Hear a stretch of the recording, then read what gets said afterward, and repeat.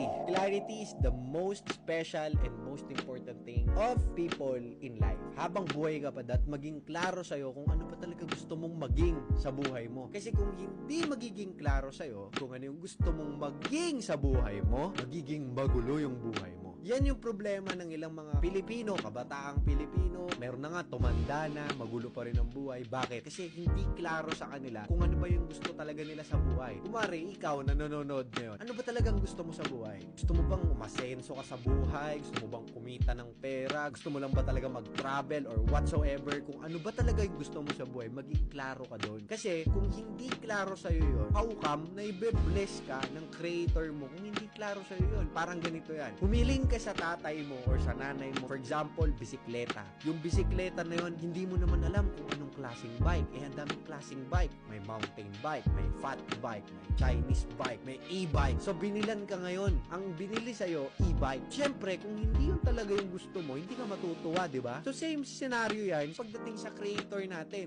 Sabi mo, gusto mo maging successful sa buhay mo. Ngayon, ang ginawa sa'yo, naging successful ka na, graduate ka ng college. So, pagdating ng college, wala kang mahanap na trabaho. So, dahil nakagraduate ka nga, wala ka namang mahanap na trabaho, nagbago na naman yung goal mo sa buhay mo, feeling mo, ang pagkakaroon ng trabaho, yun ang pagiging successful, naghanap ka ng trabaho, nagkatrabaho ka, tapos nung nagkatrabaho ka, kulang yung sahod mo, naghanap ka ng sideline mo, dahil unti-unti yung blessing na natatanggap mo, it's because hindi klaro sa creator mo kung ano ba talagang gusto mo. Ngayon, kung ang gusto mo talaga is success, maging klaro ka dun sa success na yun. Ano ba yung success for you? Magandang bahay, maraming kotse, maraming pera. So, kung yun ang success for you, then maging klaro sa'yo yun para alam mo kung anong gagawin mo.